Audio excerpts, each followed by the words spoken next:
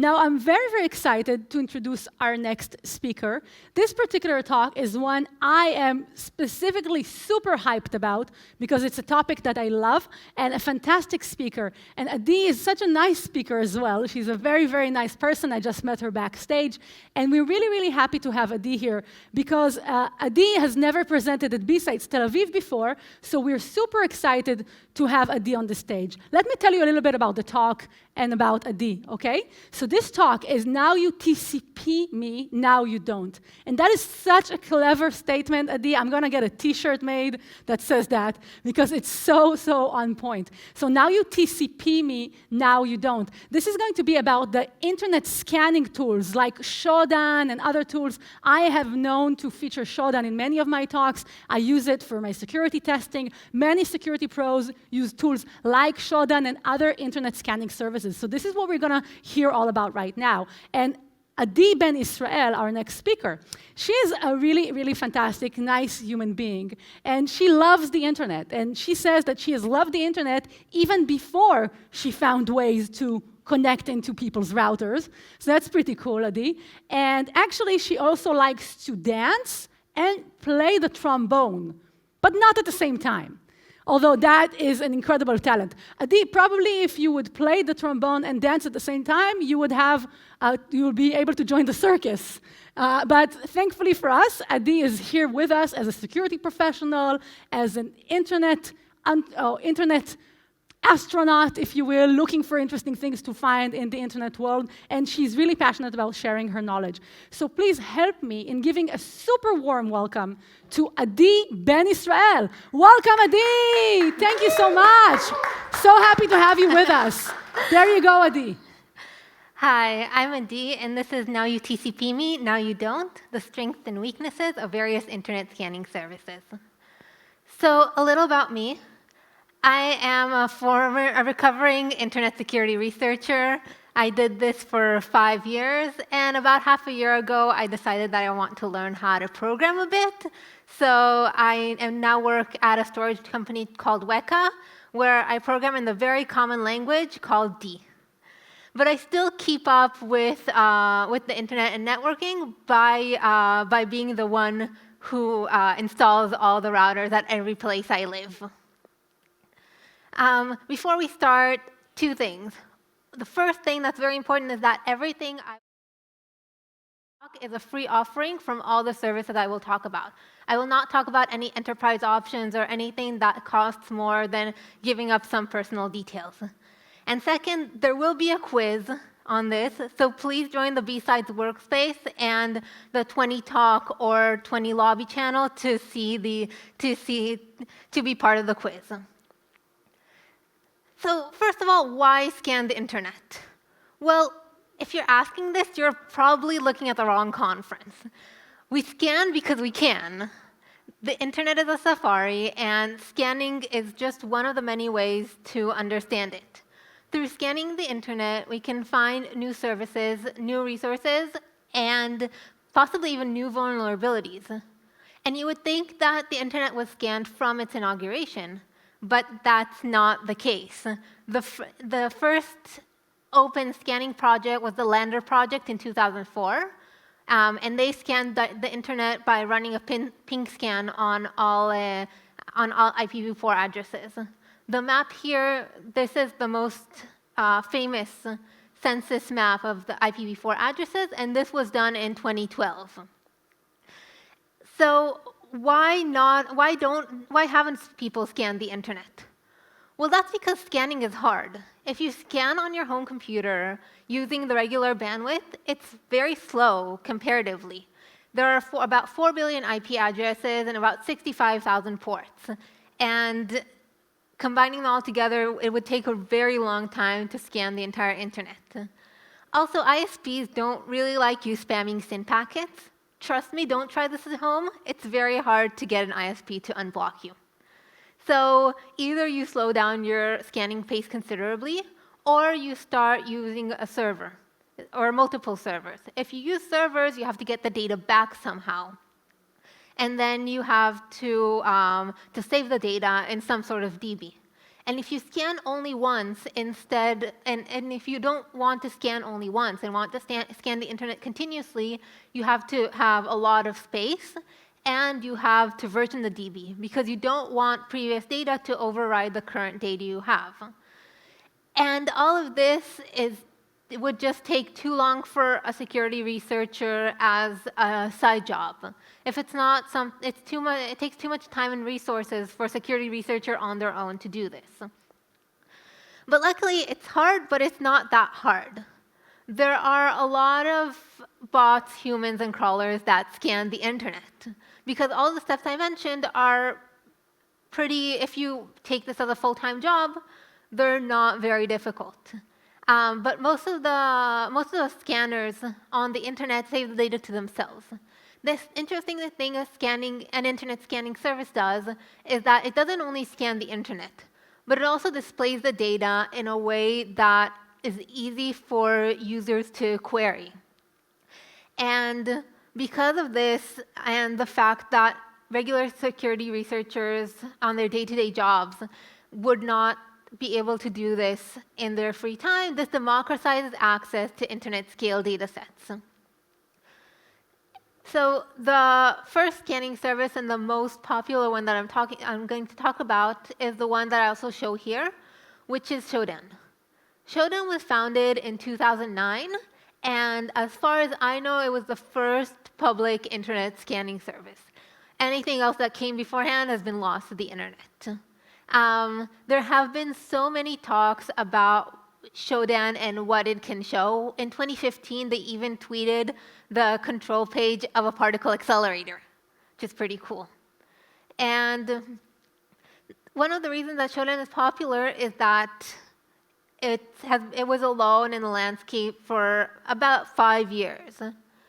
And then came Census. Census was started as the ZMAP project in 2012 by a group of researchers in the University of Michigan. They wanted to see if the internet was getting safer by trying to scan the entire internet. And the way to do this, and their new idea was to, instead of creating a full connection, just send TCP packets. SYN packets, TCP SYN packets. And then if you get a result, then the port is open. And then they have another tool called zgrab where you can get the full HTTP response or any other port data you're looking for. They spun out into a company in 2017. So how do we compare these two services? Showdown has a more focused search. For example, if you give it a string, it will not look in the TLS certificate for this data, which Census will.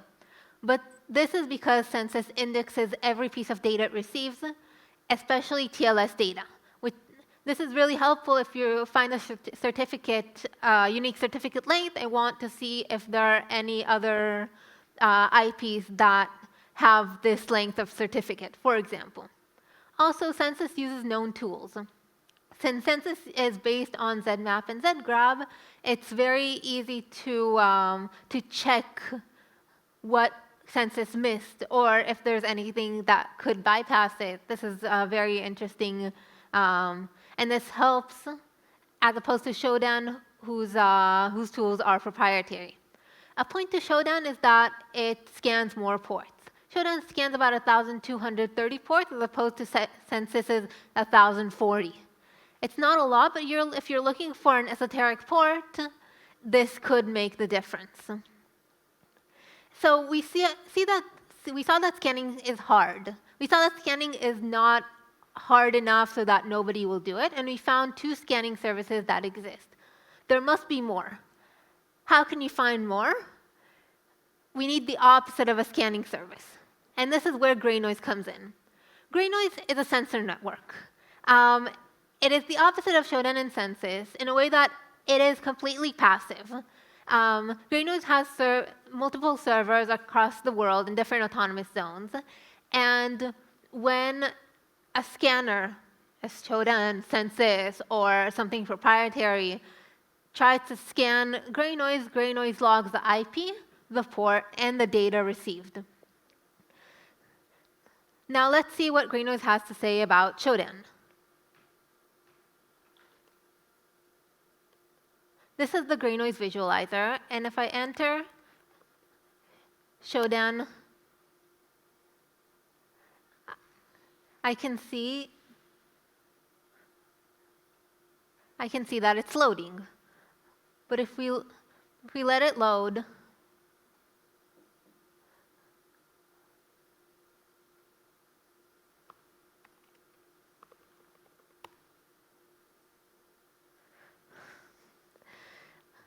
okay, the demo isn't working. Let me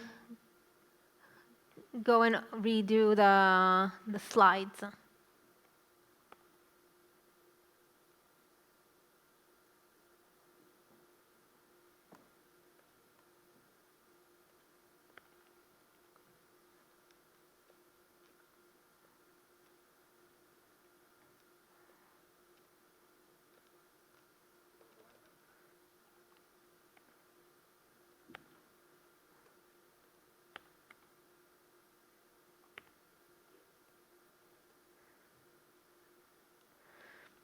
Okay, let's look at them through here.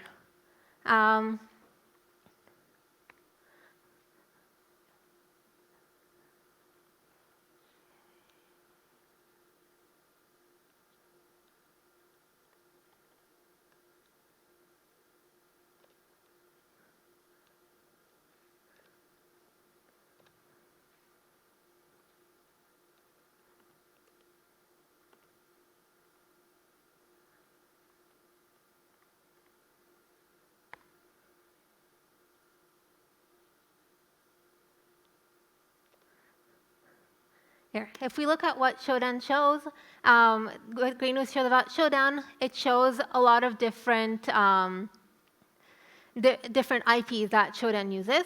And let's pick a specific one.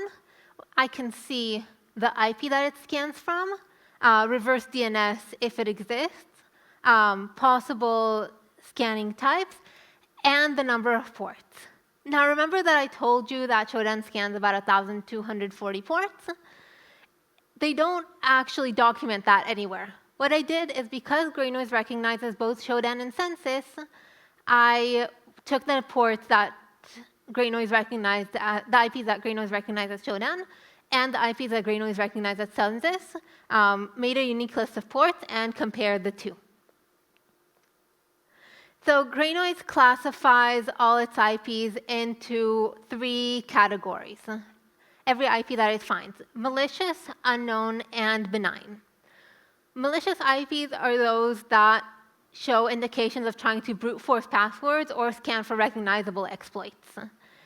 Unknown services just scan the internet, not for any specific reason, but Greno doesn't recognize them. It doesn't know that it's Showdown, for example, or any other known scan, or Googlebot. And benign are scans that Showdown recognizes, such as Showdown or Census. They might also show indications of sending a vulnerable packet, but it's possible that, but since Greno is only a sensor network and doesn't run a full interaction, it's possible that they check only if this, only send a vulnerable packet to see if they get the expected vulnerable response, or if it's an IP that closed the vulnerability. So we talked about Showdown and Census, and we talked about Greno and how Greno can recognize Showdown and Census. So let's see what other scanning services Greno recognizes. I'm going to talk about 2 of them, Onif and RapidSeven. Onif is a French scanning service that was started in 2018. It doesn't scan very many ports, only about 100, but it takes data from a bunch of different places, such as it tries to resolve the IP to see where it's from, or it takes data from pastebin to see if the IP was ever seen in different pasties. And RapidSeven is interesting because it displays the data much differently. Unlike all the other scanning services which show the data You give a single IP, and they give you the response. In RapidSeven, you get once a month, you get a dump of, for example, all the HTTP GET responses that RapidSeven received in the last month from port 80 or port 5555. They have a list of ports there. And this is really useful because Showdown, to get this data from Showdown, it would take a lot of credits. And that's a lot of money and a lot of other possible searches that could happen. But are all the actors that Greno defines as benign really benign? There's PDR Labs, which calls itself an internet mapping experiment and an industry research group. I didn't find much data about it, and from Greno, it looked like its scans are benign. They don't try to check for any vulnerabilities. On the other hand, there's Stretchoid.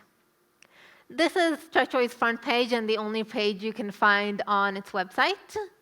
It pretty much says, give me your IP and I promise I won't scan you. I don't really trust it. And it scans mostly from DigitalOcean, which is a small cloud player.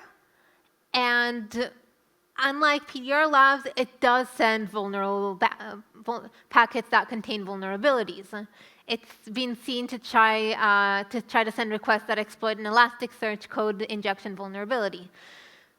I'm not really sure what's going on there, but it's very fishy. And now I want to talk about a service that Greno recognizes, but barely. FOFA, Greno has only 8 results for FOFA. It's possible that this is because FOFA is a Chinese internet scanning service, as you can see from the text. And what I like about FOFA is that it has some things that stand it apart from Showdown and Census. For example, it displays data not only for an IP, it doesn't only show the last IP, but it also shows data from before. So if you want to look at the lifespan of an IP address, FOFA is a good place to look. Also, it saves a lot more of the HTML page. Now I'll show this using Anglerfish.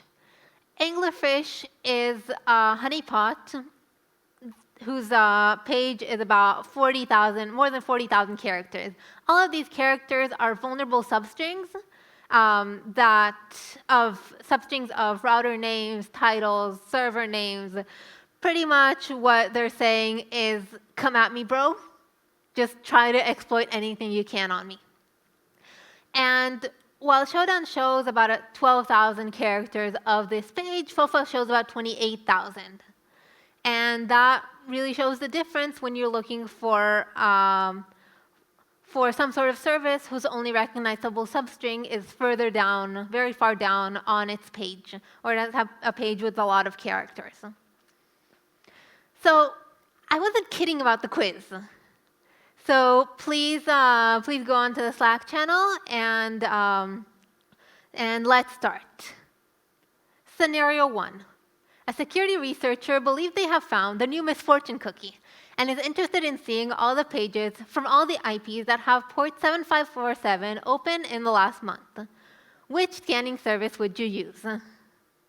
Please fill out the survey, the quiz, and let's see.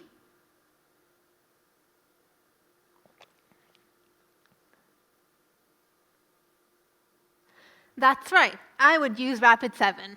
Because RapidSeven gives a dump of all the data in the last month, it's a much better service to use than all the others where you have to query a specific IP or have to use a lot of credits to get more pages.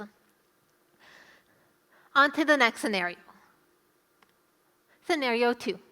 D-Link DSL 2750B has a command injection vulnerability according to ExploitDB, but the device name is at the very bottom of its login homepage.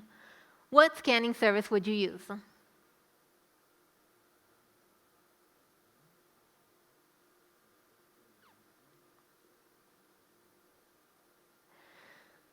That's right. I always use FOFA. Because FOFA has indexes more of the HTML data, then it's a much better service to use. And as you can see, while Showdown has only 63 results for this router, Census has 393, and FOFA has 519 unique IPs. And note that I took a span of about 2 weeks, so it's not the fact that FOFA has saved scans from the past. Doesn't make sense. And for our last scenario, I want to find data about a specific IP address because it came up as possibly interesting from my company's IDS. What scanning service would you use?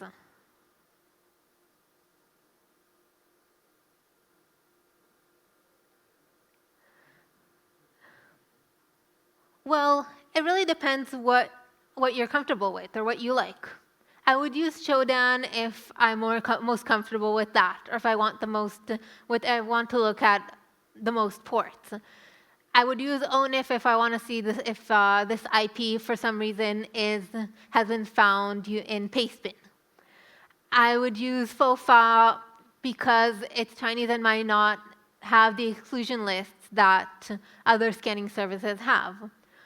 Or I would use Census because I'm most comfortable with that, and I want to see if there's any interesting data that was indexed. I wouldn't use RapidSeven for this because it's not a specific IP. But in conclusion, no scanning service is an entire toolbox. And I very much hope that next time you find an interesting IP, you won't use a screwdriver to try to take a nail out from a board. Thank you very much.